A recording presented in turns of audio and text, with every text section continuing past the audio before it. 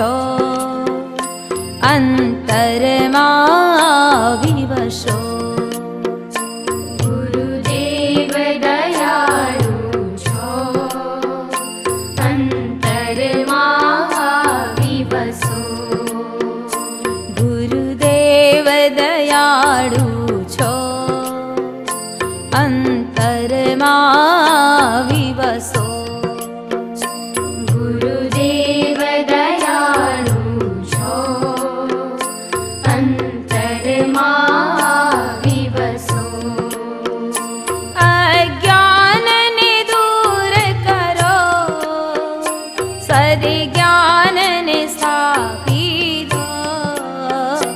ગુરુદેવ દયાળુ છો, અંતરમાં વિવસો. ગુરુદેવ દયાળુ છો, અંતરમાં વિવસો.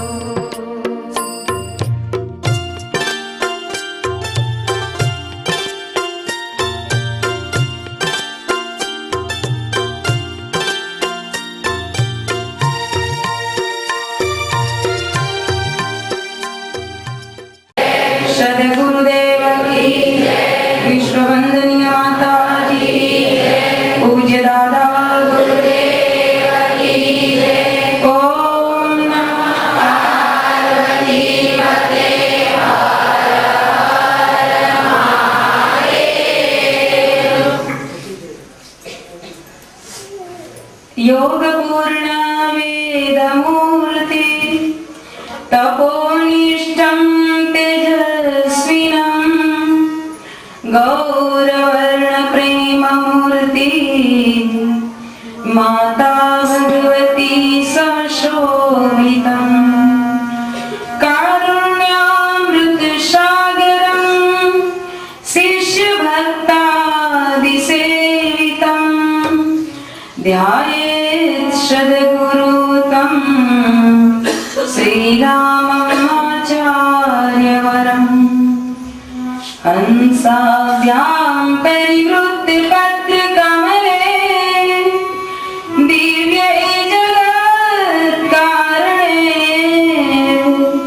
विश्वोत्कीर्णमहेकदेहनिलये स्वच्छन्दमात्मेच्छया तद्धूतं परिशाम्भवं तु चरणं दीपाङ्कुरग्राहिणं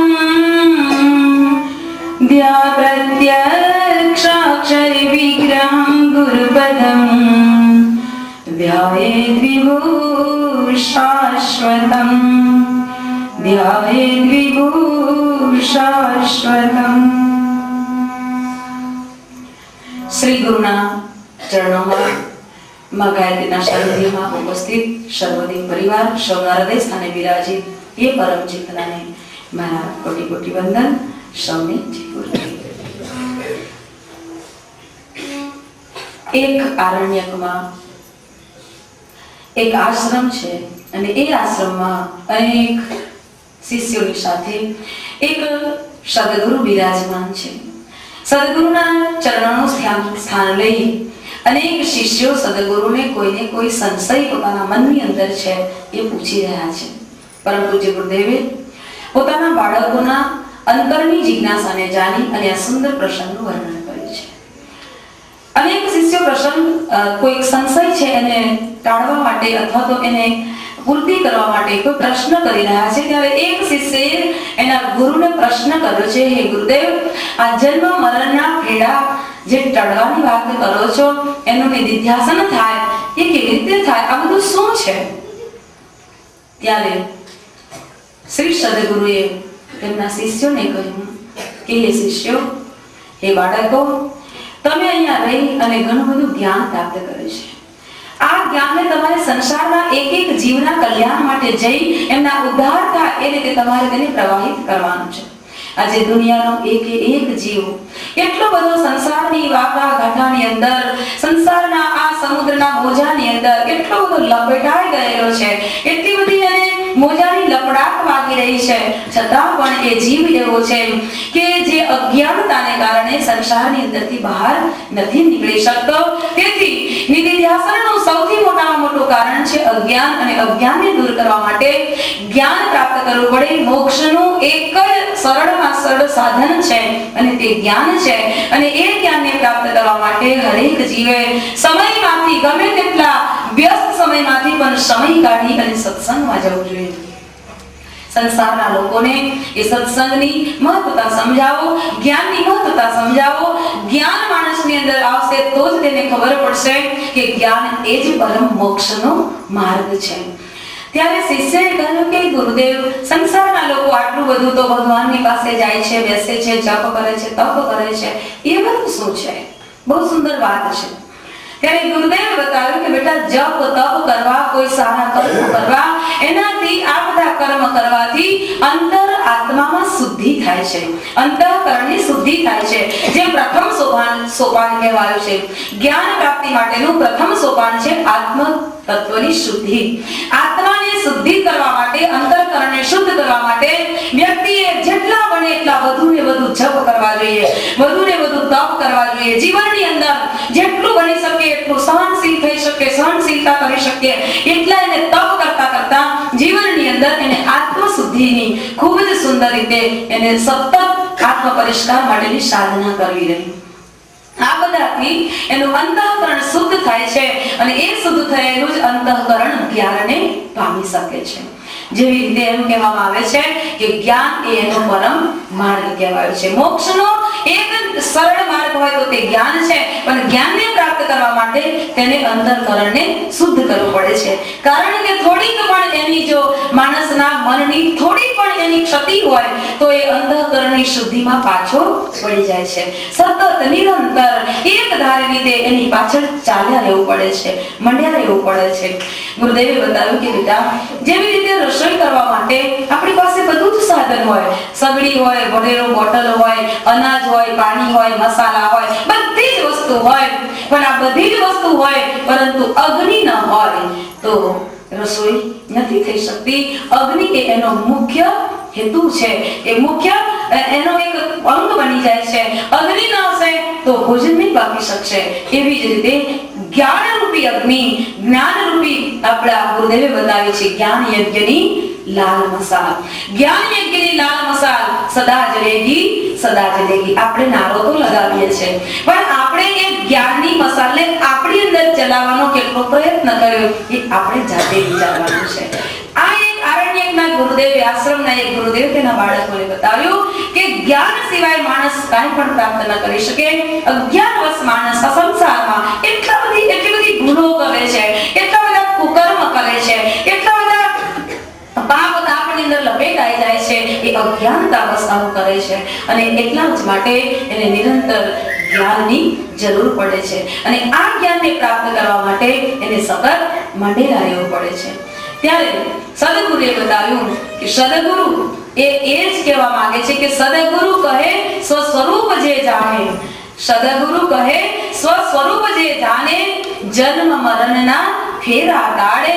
સદગુરુ કહે છે કે સ્વના સ્વરૂપને જે જાણે છે, એટલે આત્મ સ્વરૂપને જે જાણી જાય છે, ક્યારે જાણી શકાય તો કે અંતઃકરણની શુદ્ધિ થાય ત્યારે. સદગુરુ કહે સ્વરૂપને જે જાણે, અને એ જ્યારે સ્વરૂપને જાણે છે ત્યારે જ એના જન્મ મરણના ફેરા ટળે છે. જન્મ મરણના ફેરા ટાળે. કહેવાય છે કે ભવબંધનના કાગળ ફાટે, સદગુરુ વચન જે વિશ્વાસ રાખે. સદગુરુના વચનમાં જેને વિશ્વાસ છે એના ભવબંધનના કાગળ પણ ફાટી જાય છે. ત્યારે શિષ્યએ બીજો પ્રશ્ન કર્યો છે, સદગુરુ તમે તો વાત કરી દીધી, સમજાવી દીધી, પણ એનો મર્મ શું છે એ અમને સમજાવો. સદગુરુ કહે સ્વરૂપને જાણે, સ્વના સ્વરૂપને સમજો. અંદર જ બેઠેલો આત્મા એ સ્વયં ચિદાનંદ સ્વરૂપ છે. અંદર બેઠેલો આત્મા એ જ સ્વયં જ્ઞાન સ્વરૂપ છે. અંદર બેઠેલો આત્મા એ જ નિજાનંદ છે, એ જ પરમાનંદ છે, એ જ આપનો સદગુરુ ભગવાન છે જે અંતરાત્માની અંદરથી બોલે છે.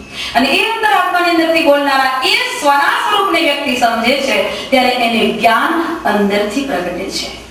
સદગુરુની વાતને સમજતા શિષ્યએ પૂછ્યું કે જન્મ મરણના ફેરા ટાળે એ કેવી રીતે ટળતા હશે, અને તમે એમ કહો છો કે જન્મ મરણના ફેરા કેમ બંધાય છે એ તો સમજાવો. ત્યારે સદગુરુએ કહ્યું છે કે બેટા, જીવનની અંદર જે જીવ સંસારમાં જન્મે છે એ સારા અને ખરાબ કર્મ કરે છે. સારા અને ખરાબ કર્મથી એના બંધન બંધાય છે, અને એ બંધનને કારણે એ બધા જે કર્મ છે એ યમ રાજાના એના જે દૂત છે ચિત્રગુપ્ત છે એ એનું બધી નોંધ રાખે છે, અને એને જેવા કર્મ કર્યા છે છેલ્લા દિવસે પછી જ્યારે એનો અંતિમ સમય આવે છે ત્યારે એને જે કર્મ કર્યા છે એ પ્રમાણે તેને સુખ કે દુઃખ, સ્વર્ગ કે નર્ક, અથવા તો પછી એને ક્યાં મોકલવો એ એના કર્મ ઉપર આધાર હોય છે. એને જે કર્મ કર્યું છે એના ઉપર આધાર હોય છે, અને એટલે તેના બંધન બંધાય છે, અને એ જે બંધનો બંધાયેલા છે તો આગળ એટલે કહ્યું છે ભવ બંધનના કાગળ ફાટે. તો એ કેવા કાગળ ફાડવાના છે, એ કેવા ચોપડા લખેલા છે? શિષ્યને પ્રશ્ન કર્યો છે. સદગુરુએ કહ્યું કે બેટા, જન્મ મરણના ફેરા ટાળે ભવ બંધનના કાગળ ફાટે. કાગળ કેવી રીતે ફાટે એ તમને નહીં સમજાય. સૂક્ષ્મ અને કારણની જે વાતો છે એ વાતોને હું તમને હવે સ્થૂળના રૂપમાં સમજાવું છું. એમ કહીને સદગુરુએ કહ્યું કે એક વિશ્વદત્ત નામનો એક સાહુકાર હતો, અને એ સાહુકાર બહુ સાહુકારી કરતો, અને એને પછી એક સરસ મોટો ધંધો શરૂ કર્યો બીજા સાહુકારની સાથે જોડાઈને. બીજો સાહુકાર એટલો બધો કપટી હતો કે ધીમે ધીમે પેલા સાહુકારે એનું બધું જ ધન લગાવી દીધું, પણ એને કાંઈ ધંધામાં ફાવટ આવી નહીં. પેલો સાહુકાર તો ધીમે ધીમે આગળ વધવા લાગ્યો અને ઘણો અમીર બની ગયો, અને આ સાહુકાર જે હતો એ બિલકુલ ગરીબ થઈ ગયો, બિલકુલ કંગાળ સ્થિતિ થઈ ગઈ. ત્યારે સાહુકારે વિચાર કર્યો કે કંગાળ તો થયો, મને પેટ પૂરતું ખાવા મળે એ તો બરાબર, પણ આ તો મારા માથે કેટલું બધું દેવું ચડી ગયું. એનું દેવું હું કેવી રીતે ચૂકવીશ, અને એનું બધું ધંધામાં કંઈક આમ કરતા સારું થશે, આમ કરતા સારું થશે, એમ કરીને મેં કેટલાય બધા જોડેથી ઉધાર લીધા છે, અને એ ઉધારને હું કેમ ચૂકવી શકીશ, એને સતત ચિંતા થયા કરતી. પછી એને કોઈક મિત્રએ સલાહ આપી કે નાનું મોટું કામ કર, એમાંથી તને થોડા બે પૈસા બચે, ધીમે ધીમે બધાનું દેવું ચૂકવી દેજે, પણ તું એવો નિરાશ ના થઈશ, ભગવાન તારી સહાય કરશે. પેલા સાહુકારે વિચાર કર્યો કે બરાબર છે, નાનું મોટું ગમે તે કામ કરવું છે, પરંતુ કોઈના ઋણી બનવું નથી. એટલે એને તો એક કાપડિયાને ત્યાં નોકરી લઈ લીધી. નોકરીમાં તો એને બહુ ઓછા પૈસા મળતા, ઓછા પૈસામાં તો એનું ઘર માંડ ચલાવી શકતો, એક બે પૈસા પણ ન બચતા. એને વિચાર કરવા લાગ્યો કે આ જ રીતે હું નોકરી કર્યા કરીશ, 2-4 વર્ષ વીતી ગયા, એક પાઈ પણ વધતી નથી, બચતી નથી કે હું મારા કોઈ દેવાદારનું દેવું ચૂકવી શકું. કરવું શું? એટલો બધો મૂંઝાયેલો ફરતો હતો. ત્યારે ત્યાં એક સંત મહાત્માનું આગમન થાય છે. સંત મહાત્માનું આગમન થયું ત્યારે પેલા સાહુકારને, જે કંગાળ ભરેલો સાહુકાર હતો, એને એમ થયું કે બીજા બધાની પાસે હું જાઉં છું, મને કોઈ એવો રસ્તો મળતો નથી કે જેના કારણે હું કઈક રીતે એક સ્થાયી અથવા તો સમાજમાં એક સારું સ્થાન મેળવી શકું અને આ દેવામાંથી મુક્ત થઈ શકું. એને મહાત્મા પાસે જઈ અને મહાત્માને વાત કરી કે શું કરવું, આવી પરિસ્થિતિમાં હું મુકાયેલો છું, હવે મારે જીવવું કેમ?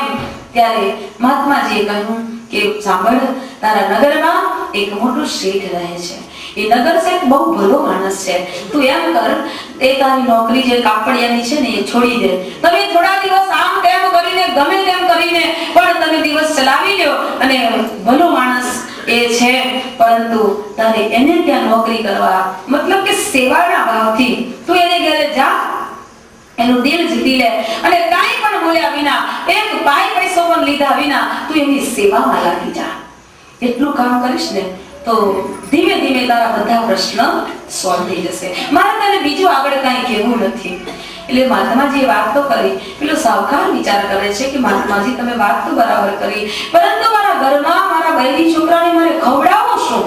આટલા વખત હું ગમે તેટલા વખત એને ત્યાં એમને એમ સેવા કરીશ, પણ કરો શું? ત્યારે મહાત્માજીએ કહ્યું ચિંતા ન કરીશ, તું એક સંતના શરણમાં આવ્યો છે, સંતના શરણમાંથી કોઈ પણ વ્યક્તિ ક્યારેય નિરાશ થતો નથી. મહાત્માજીએ તો પોતાની પાસે થોડી પૂંજી હતી ને એ પૂંજી એને આપી દીધી. લે, તારા ઘરે ક્યારે ધન નહીં ખૂટે, આ લઈ જા અને તારા બેરી છોકરાને ખવડાવજે, અને તું આવતીકાલથી શેઠને ત્યાં સેવામાં જોડાઈ જજે. પેલો ભાઈ તો એટલો ખુશ થઈ ગયો અને મહાત્માજીના ચરણ પખાડવા લાગ્યો. એટલા બધા ગદગદ થઈ ગયો કે હું આ ઋણ ક્યારે ચૂકવીશ. ત્યારે મહાત્માજીએ કહ્યું કે હું ફરીથી જ્યારે આ નગરમાં આવું ને ત્યારે તું મને પાછું તારું ઋણ ચૂકવી દેજે. તને જો એમ લાગતું હોય કે આ ઋણ કેવી રીતે ચૂકવી શકીશ, આ તો મારા માટે બહુ મોટો બોજો કહેવાય, તો તું ફરી આવું ને ત્યારે તું મને ઋણ ચૂકવી દેજે. તે વખતે તારી આ સ્થિતિ હશે નહીં. બીજા દિવસે સવારમાં ભગવાનને પ્રાર્થના કરી, પૂજા ઉપાસના કરી અને સાહુકાર ગયો નગર શેઠના ઘરે. નગર શેઠના ઘરે જઈ નગર શેઠને પ્રણામ કર્યા અને નગર શેઠને કહેવા લાગ્યો કે શેઠજી મારી બીજી કોઈ આશા નથી, પરંતુ મને એમ થાય કે મારી પાસે સરસ બુદ્ધિ છે, હું સરસ કામ કરી શકું એમ છું, અને તમે નગર શેઠ છો, તમે ભલા માણસ છો, અને ભલા માણસની સેવા કરવી એ સંતોનો ઉપદેશ છે, માટે મને તમારી સેવામાં રહેવાનું. શેઠ એટલા બધા ખુશ થયા કે કોઈ પણ વ્યક્તિ ઓળખ્યા વિના મારી સેવામાં આવે એ કેવું કહેવાય એમ. એટલે શેઠ ખુશ થયા અને એને કહ્યું કે કાંઈ વાંધો નહીં, તું મારી સેવામાં લાગી જા. શેઠે એને કામ જોયું, એને નીચામાં નીચું હલકામાં હલકું કામ આપ્યું, પરંતુ હલકામાં હલકું કામ એને એટલા મનોયોગપૂર્વક પૂરું કર્યું કે વાત ન પૂછો. શેઠ એટલા ખુશ થયા અને એને ધીમે ઉપરનું કામ સોંપતા ગયા. 2-3 વર્ષ થયા, એમાં તો એને શેઠના શેઠાણીના ઘરના તમામના દિલને જીતી લીધા. શેઠે તો તેને મુનિ બનાવી દીધો. પાક્કો ઈમાનદાર માણસ છે, એની પાછળ હવે હું ગમે તેટલું બધું ખુલ્લું મૂકીને જઈશ તો પણ મને કોઈ ચિંતા નથી, મારી પેઢી પણ ખૂબ સરસ રીતે સાચવશે. શેઠ એટલા બધા ખુશ થયા છે, એને મુનિ બનાવી દીધો અને પછી તો એ એટલો સરસ રીતે કામે લાગી ગયો. શેઠે વિચાર કર્યો કે આટલા વર્ષોથી હું એની પાસે કામ લઉં છું, પરંતુ ક્યારેય એને મારી પાસે પૈસા નથી માંગ્યા, તો એના ઘરમાં બધા છે કોણ અને એ લોકો ખાઈ પીવે છે શું? શેઠે અંદર ખાનગી તપાસ કરાવી તો શેઠને ખબર પડી કે આના ઘરે તો કાંઈ નથી, આ તો જેમ તેમ કરીને જીવન ગુજારો કરે છે. શેઠે સંપૂર્ણ વ્યવસ્થા કરી આપી, એના ઘરે બધી જ વસ્તુની વ્યવસ્થા થઈ ગઈ. એટલે મુનિમ ઘરે ગયા ત્યારે વિચાર કરવા લાગ્યા કે આટલું બધું ક્યાંથી આવ્યું. ત્યારે શેઠ સહકારની વહુએ કહ્યું કે તો અમને ખબર નથી, આ તો કોઈ માણસો આવ્યા અને આ બધું મૂકી ગયા. એટલે મુનિમ વિચાર કરવા લાગ્યો, સહકાર વિચાર કરવા લાગ્યો કે આ બધું કેમ થયું. અને આ બાજુ જેટલા દેવાદાર હતા ને એમને ખબર પડી કે આ તો શેઠનો મોટો મુનિમ બન્યો છે, હવે એની પાસે ઉઘરાણી કરાય. અને બધાએ ધડાધડ ઉઘરાણી શરૂ કરી દીધી. એક દિવસ જ્યારે મુનિમ શેઠના ઘરે જતા, શેઠના હવેલીએ જતા હતા, ત્યારે હવેલીએ જતા હવેલીમાં પગ મૂકવાની તૈયારી કરે છે આંગણામાં, અને ત્યાં જ 4-5 એના ઉઘરાણી વાળા હતા એ બધા આવી ગયા અને એને ગાળો દેવા લાગ્યા, ગમે તેમ બોલવા લાગ્યા, ફાવે તેમ બોલવા લાગ્યા, અમારા પૈસા તો આપી દે, હમણાં ને હમણાં આપી દે, આમ કરીને ઘણું બધું બોલ્યા. પોતાની ઝરૂખામાં બેઠેલા શેઠ આ બધું જોતા હતા. મુનિમ કાંઈ પણ ન બોલ્યો, 2 હાથ જોડીને વિનંતી કરી કે તમે અહીંયા મોટેથી ન બોલો, મારા શેઠને ખબર પડશે તો એમને ઘણું દુઃખ થશે, તો પેલા મોટેથી બોલે, વધારે મોટેથી બોલે. ભલે શેઠને ખબર તો પડે કે તો કેટલો દેવાદાર માણસ છે એમ કે એટલું મોટેથી બોલવા લાગે. ઘણા એવા હોય ને કે કોઈને ના ખબર પડવા દેવાની હોય તો વધારે મોટેથી વાતો કરે. ઘણાને બેવા જેવી હોય, છોને બધા જાણે ખબર પડે બધાને, હે. એટલે આ લોકોને પેલા મુનિમે પગે લાગીને કહ્યું કે હું તમારા પૈસા વહેલામાં વહેલી તકે ચૂકવી દઈશ, પરંતુ હવે તમે કોઈ બોલશો નહીં. બધાને થયું કે હવે એ સીધો ચાલશે, હવે આપણા પૈસા એ પાછા આપશે. મુનિમ અંદર ગયા, હવેલીમાં ગયા. આજે ચહેરો ઉદાસ છે, નિરાશ થયેલા છે. એટલે શેઠે અજાણથી પૂછ્યું કે મુનિમજી, આટલા વર્ષોની અંદર આજે તમારું મોઢું ખૂબ નિરાશ લાગે છે, આટલા બધા તમે કેમ નિરાશ થયા છો, મોઢું કેમ પડી ગયું છે, શું વાત છે, મને કહો તો ખરા. ત્યારે જ્યારે કોઈ હમદર્દી પૂર્વક આપણને કોઈ વાત પૂછે ને, જે સમયમાં આપણે ખૂબ હતાશ થયેલા હોય, ખૂબ નિરાશ થયેલા હોય, ત્યારે આપણું અંતર રડવા લાગે છે. મુનિમ રડી પડ્યા, શેઠની આગળ બેસી ગયા ને રડવા લાગ્યા, ધ્રુસકે રડવા લાગ્યા. ત્યારે શેઠે કહ્યું કે મુનિમ શાંત થાઓ, શું છે પરિસ્થિતિ એ તો મને કહો. ત્યારે મુનિમ રડતા કહ્યું કે શેઠજી, આજ સુધી મેં તમને વાત નહોતી કરી, પરંતુ આજે હું તમને કહું છું કે મારા કેટલાક દેવાદાર છું, કેટલાકને મારે દેવું ચૂકવવાનું છે, અને એ લોકો આજે મને રસ્તામાં મળ્યા અને મને ઘણું જ બધું ખરાબ કહી ગયા છે, એટલે મને ખૂબ દુઃખ થાય છે. ત્યારે શેઠે કહ્યું કે તું મને નામ આપી દે, તારી જોડે કાગળ હશે ને બધાના, કોના કેટલા દેવું ચૂકવવાનું છે એ કાગળ તું મને લઈ આવજા. મુનિમ કાગળ લઈ આવ્યો, બધાના નામ આપી દીધા. શેઠે મુનિમને જોતા કહ્યું કે હવે તું આ શેઠનો મુનિમ છે, આ બધા તારા કાગળ હું ફાડી નાખું છું અને જેના જેના નામ હતા એ બધાને હું બોલાવી અને મારી રીતે એનું સુલેહ કરી દઈશ. તું હવે એનો કોઈ કરજદાર છે નહીં. શેઠે તો પેલા જેટલા કરજદાર હતા એને બોલાવી લીધા. એ શેઠને પણ એની જોડે જે લેણદેણ હતી એ બધી પછી સમજૂતીથી પતાવી દીધી કે મારે તારી જોડે આટલું લેવાનું જ છે અને આને તારે આટલા આપવાના હતા, એ બધું વસૂલ થઈ ગયું. સમજી લે, આ રીતે લેણદેણની રીતથી શેઠે જેટલા પણ સાહુકારના લેણદાર હતા એ બધાના દેવા ચૂકવી દીધા અને કાગળ ફાડી નાખ્યા. સદગુરુ કહે છે કે જેમ એક શેઠની સેવા કરવા ગયો અને એના જેટલા કરજ હતા એ બધાના કાગળ ફાટી ગયા, એમ જે જીવ સદગુરુના શરણમાં જાય છે અને એની સેવામાં જોડાય છે ત્યારે સદગુરુ પોતાની પુણ્યની પૂંજીથી એના એ જીવના બધા ભવબંધનના કાગળ ફાડી નાખે છે અને એ જીવનું પરમ કલ્યાણ કરે છે. પરમ પૂજ્ય ગુરુદેવ બતાવે છે કે બેટા, સંતોના ચરણમાં સદગુરુના શરણમાં જ્યારે જીવ સેવાથી જોડાય છે અને આપણને તો એ અવતારોની અવતારી શ્રદ્ધા એ સદગુરુ બની અને જ્યારે સ્વયં ભગવાન હમારે ગુરુ પરમ સૌભાગ્ય હમારા હૈ, એ સદગુરુની સેવામાં જો આપણે નિસ્વાર્થ ભાવે જોડાય અને સેવા કરીશું તો વાત જ શું કરવી. આપણા તો કેટલાય જન્મોના પાપો અને કુસંસ્કારો લેણદેણના જેટલા પણ કાગળ છે એ બધાય કાગળો ફાટી ગયા છે, એમ સમજી લો. જેટલી તત્પરતાથી એની સેવામાં આગળ ને આગળ ધપીશું એમ આપણા ફટ એક કાગળ ફાટતા જશે અને એ કાગળો જેમ ફાટતા જશે અંતિમ દિવસ સુધી સદગુરુએ આશ્વાસન આપ્યું છે, બેટા તુમ મેરા કામ કરો, મેં આપકા કામ કरूंगा. આ સદગુરુએ આપેલું આશ્વાસન કોઈ સામાન્ય નથી. ધીરજ રાખજો, તમારું કામ થશે, પરંતુ એના કામ એની સેવાની અંદર નિસ્વાર્થ ભાવથી જોડાજો. એના સેવાની અંદર જોડાયેલા કોઈ પણ જીવ છે એના ક્યારેય પણ ભવબંધનના ફેરા રહેશે નહીં. જન્મ મરણના ફેરા ટળી જશે અને ભવબંધનના કાગળો ફાટી જશે. પણ કહેવાયું છે સદગુરુમાં વચનનામાં જે વિશ્વાસ રાખે, એના વચનમાં વિશ્વાસ રાખજો તો આ થશે, નહીં તો નહીં થાય. ગુરુ ગીતાની અંદર પણ બતાવવામાં આવ્યું છે, જૈસે સમર્પિત હોતા પતંગા જૈસે ચકોરી और ये चंदा, परिवार सहित जुट जाओ कार्य में, परिवार સાથે આ કાર્યની અંદર લાગી જાઓ કે સદગુરુને પ્રાર્થના કરો કે ગુરુદેવ મારું એકલું નહીં, મારા પૂરા પરિવારના ભવબંધનના કાગળને તમે ફાડી નાખો.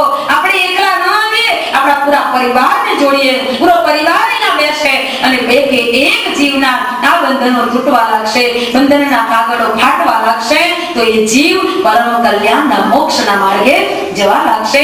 એને સ્વરૂપનું જ્ઞાન અંદરથી થશે અને એ આત્મજ્ઞાન જ્યારે અંદરથી ઊભું થાય છે, અંદરથી ઉત્પન્ન થાય છે, ત્યારે એ માણસ એ નિજાનંદ અને એ મસ્ત બની જાય છે. અને એ મસ્તની અંદર મસ્ત બનવા માટે સદગુરુએ કહ્યું છે કે કામની અંદર જોડાવ ને ત્યારે કેવી રીતે જોડાવ. ગુરુએ શિષ્યને કહ્યું છે કે બેટા કામમાં જોડાવ, સેવામાં જોડાવ તો એવી રીતે જોડાવ. કેવી રીતે? જ્યારે કોઈ બે પાડોશીને ન બનતું હોય, અને કોઈ પાડોશીના ઘરે બે ચાર વ્યક્તિ આવીને બેઠી હોય અને બાજુવાળા પાડોશીને એમ થાય કે આ ચાર પાંચ બેઠા છે, હવે એ મારી જ વાત કરવાના છે, એટલે શું કરે, એના દરવાજાને થોડુંક બંધ રાખે, તાપમાં ઊભું રહેવાનું થાય તો ઊભો રહે, કાન એટલો સરસ રીતે દબાવેલો રાખે, 4 કલાક સુધી બેઠા હોય તો 4 કલાક સુધી ભર બપોરના તાપમાં ઊભો ભૂખ ના લાગે, તરસ ના લાગે, તાપ ના લાગે, તાણ ન લાગે. ઠંડીમાં કોઈ રાતે વાતો કરતું હોય તો રાતે ઠૂઠવીને ઝાડના ટાળે પેલા ઠૂઠિયા પાછળ બેઠું સાંભળે, એને ઠંડી ન લાગે. કેમ? એક ધ્યાનથી એને સાંભળશે કે મારી શું વાતો કરે છે. ગુરુદેવ કહે છે કે બસ આવા ધ્યાન સાથે જ્યારે તમે સેવામાં જોડાશો ત્યારે તમારા બધાય તાળા એવા ધ્યાનથી જોડાવ ત્યારે આપણને કશું ના લાગે. બસ એ જ રીતે ગુરુ કાર્યમાં જાઓ ત્યારે ભૂખ ન લાગવી જોઈએ, તરસ ન લાગવી જોઈએ, તાપ ન લાગવો જોઈએ, તાળ ન લાગવી જોઈએ. પણ આપણી પાસે તો બહારના કેટલા મોટા લિસ્ટ છે. મારે તો આવું છે પણ શું કરું, મારે તો આવું છે, મારે તો આ બધી માયા છે. મૂકોને માયા એ કઈ જોડે થોડી આવવાની છે, એ કોઈ જોડે નહીં આવે. પણ એક અંતઃકરણના ભાવ સાથે, આત્મ સાથે સંકલ્પ કરો અને જેને સંકલ્પ કર્યા છે એના સંકલ્પો તો ગુરુદેવે કેવી રીતે પૂરા કર્યા છે. પરમ આદરણીય શ્રદ્ધેય ભાઈ સાહેબ ત્રિપાઠી ભાઈ સાહેબ અહીંયા આવ્યા હતા. આપણને બધાને એમના આશીર્વાદ મળ્યા. ખૂબ જ સરસ કહેવાય, કારણ કે ગુરુની નિકટતા એમને ખૂબ પામી છે અને ગુરુના આશીષ અને ગુરુની કૃપા દ્રષ્ટિ એમને ખૂબ મળી છે. ગુરુની શક્તિનો એક અંશ એમનામાં વિદ્યમાન છે અને એમણે આજે પણ ફોન કરીને કહ્યું કે બેન શું બતાવું, 3 દિવસથી દરરોજ ફોન આવે છે અહીંયાથી ગયા ને ત્યારથી દરરોજ કે બેન શું બતાવું, ધ્યાનમાં જ્યારે બેસું છું ને ત્યારે आपकी वो जो मंदिर की छवि है ना वो ही मेरे ध्यान में आती है. न जाने मुझे ऐसा लगता है कि गुरु सप्ताह की एक दिव्य चेतना वहां पर विद्यमान है. ये कोई सामान्य केंद्र नहीं है. एक दिन ऐसा होगा कि सारे विश्व में ये आपका क्षेत्र पूरे विश्व में फैल जाएगा. ऐसी शक्ति वहां गुरुदेव ने रखी है. અને એટલું બધું કીધું છે એમને આના માટે કે ખરેખર તે વખતે તો મને આમ રૂવા એટલા ઉભા થઈ ગયેલા હતા, આંખમાંથી પાણી નીકળી ગયા, હૃદય જાણે રડવા લાગ્યું હોય કે હે ગુરુદેવ તારી કેટલી કૃપા છે, તું કેટલું સરસ કામ કરાવે છે. જેટલા પણ તારા ચરણે આવે, જેટલા પણ તારા ધામમાં આવે, હે પ્રભુ એ સૌ જીવોનું તું કલ્યાણ કરજે. બસ ગુરુદેવે આપણને આટલી સુંદર પ્રેરણા અને એનું ધામ આપ્યું છે, એની ગોદ આપી છે, તો આપણે એના માટે તત્પરતાપૂર્વક આગળ વધવાનો પ્રયાસ કરીએ અને જીવનને સફળ બનાવી દઈએ. એ ભાવ સાથે સૌને જય ગુરુદેવ. ગુરુચરણોમાં વાણીને વિરામ આપું છું.